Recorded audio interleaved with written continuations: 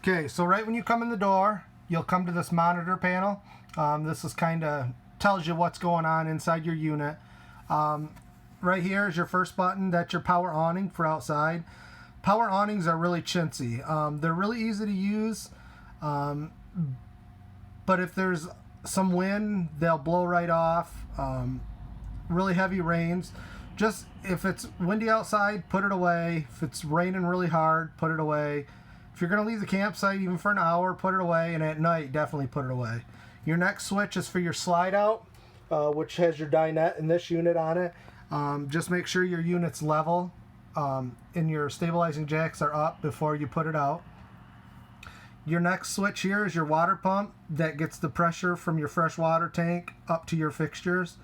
Next button is your water heater. Takes about 30 to 45 minutes when it's cold to get it warm to heat. All you got to do is switch it on. You can leave that on.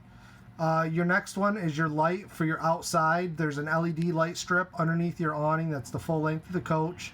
Your next switch is for a couple of interior lights just by the door here. When you switch that on, you switch it off, they'll go off. This is your monitor panel. Tells you how full all your tanks and stuff are. It's got battery. To check your battery, you have to unhook the battery or the shore power from the coach, and that'll show you how full your battery is. If you don't unhook it from shore power, it's always going to read full, even if your battery's no good. Like right now, we don't even have a battery in this coach, but we're going to push it and it's telling me my battery's full. It's just telling me that we have full power from the shore power. The next one is your fresh water tank. They're usually about 40 gallons. So if you push that and hold it, it's telling us it's empty. Next one is your black is your toilets. You push and hold it, it's telling me it's empty. Your gray is your sinks and your showers. And your galley is your kitchen. Sometimes these monitor sensors are not correct, especially on the black. A lot of times stuff will get stuck on the sensors inside and it'll give you a false reading. If you dump your tanks before you go camping and then you push it and it says full, it's not full. It's just that it's got crap in there. A lot of times what I'll do is I'll fill the black tank up, the toilet up with fresh water, and just let it sit overnight. And a lot of times that'll rinse it away. Sometimes you got to do it multiple times. So that's the monitor panel. And the next thing we have is there's the bedroom right when you come in to your right. Just basically a normal size camper bedroom. You have storage on each side, a little shelf above your head. This unit has USB ports for charging stations instead of the outlets, which I wish they would have put both. Now, if you lift the mattress up, there's a piece of plywood under it. You can lift that up, and it has even more storage under it. This is the full pass-through.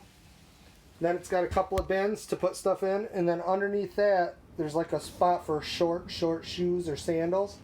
All you got to do to get this bed back down is to pull it, and it'll go down. The next thing we have is the sink. Sinks on here are really chintzy, so just make sure that the kids aren't pulling and grabbing on it. You have a 3-burner cooktop, and all you have to do these is put this to the light and then turn the sparker, but make sure you turn the sparker in the right direction, clockwise. Once they light up, you can do high or low. Just make sure that when you're done that they are off. The next is the oven. A lot of my customers don't even use the oven. I was told that the temperature fluctuates a lot. You have to keep your eye on it. Sometimes, something at home that would take 5 minutes might take 10 minutes in here. It's just not consistent heat. All you have to do is turn the switch to pilot and then push and hold it in. And then you have to take a lighter down here and you have to light the pilot light, which is right up here. You just have to, when that button's pushed, you just put the lighter there when it starts up, let it run for a couple seconds, and then just turn the oven to like the temperature you need. The fridge, really basic. They're 12-volt fridges now, which I don't really care for. We used to have 3-way fridges. These 12-volt fridges, if power goes out, you're going to drain your batteries instantly. What I do is I install the switch on this one right here. When it's up, it's on. When it's down, it's off. So if your fridge stops working, and what you can do is you can tell by if the light and the thing's on. Now if that's not lit, just check your switch. It probably got bumped. Next is your microwave, just like a basic operation microwave at home. No different. Now for your stove, above your stove you have a hood vent. You have a fan. Anytime you're using the stove, you want to turn that fan on. And what that's going to do is it's going to suck the heat and moisture out. Just make sure on the outside there's a flap. Just make sure that flap's open. The next is just a basic light. The next thing we have in this unit, which I really like, is you have a big storage closet. So you could put all your suitcases and belongings in there. A lot of units that I've had don't have a lot of storage, but I really like how much storage this one has. Your next is you have a fireplace, which actually heats the unit. Really basic to use. There's an on and off switch. There's a timer that you can adjust when it'll turn off. There's different flame settings, so you can kind of adjust the color of the flames. There's 3 different colors. So that's all you got to do for that. And then there's the heat setting. You have a high and you have a low. Next thing is your TV and your stereo system. You're not going to get any reception out at our state park, which is most of where all my campers go. So unless they bring like a video game system or something, comes in kind of handy. To the left of that, there's a little white switch. Now if you push that, above the slide out, there's a light. So it's kind of nice for like a night light at night. Just some ambient lighting. Your dinette, really basic. These are the bigger dinettes, so you could fit people all the way around it instead of just like on each side. All you have to do to convert this to a bed is there's bars. There's 2 bars. There's one here and there's one here, and they go up into these sockets. All you have to do is lift the tabletop up, and those poles will pull out of the sockets. You can just lay them on the floor, and then the tabletop will sit right on these runners all the way around, and then all the cushions just go into the thing to fill the hole, and you got a bed. Under the dinette, we have storage on each side, and we have 2 storage totes included. You can put all your belongings in there. Just make sure that you check these before you leave your stay. Next are our double bunks. They're big enough for 2 people on each bunk, so you can actually sleep 2 on the top, 2 on the bottom.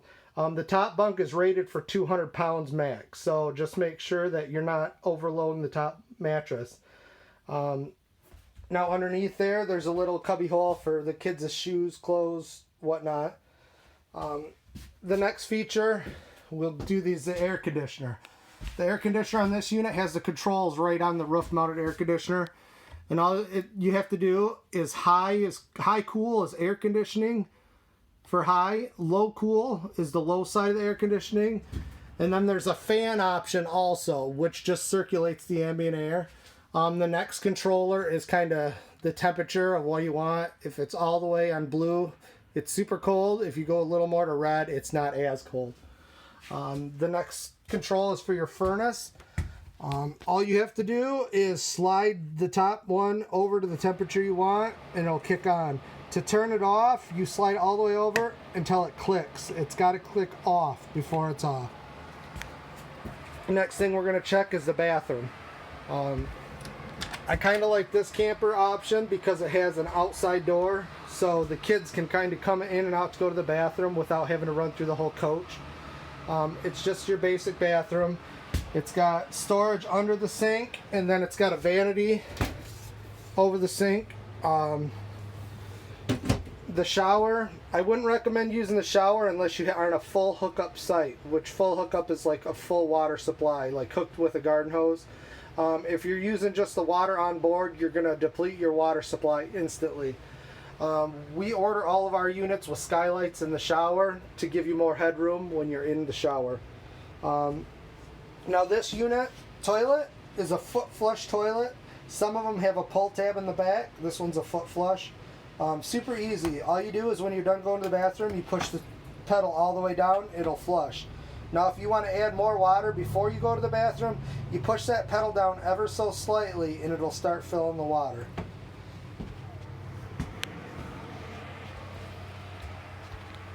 And that's going to be our quick walkthrough of the campers. I hope you enjoyed this video, and I hope it helps when I do the delivery for you to kind of make it a lot faster for you guys to get on your vacation. If you got any other questions or comments, just comment in the line below. Like and subscribe my channel. I'm going to always be putting more videos on there this summer. I'm going to start getting into this a lot heavier.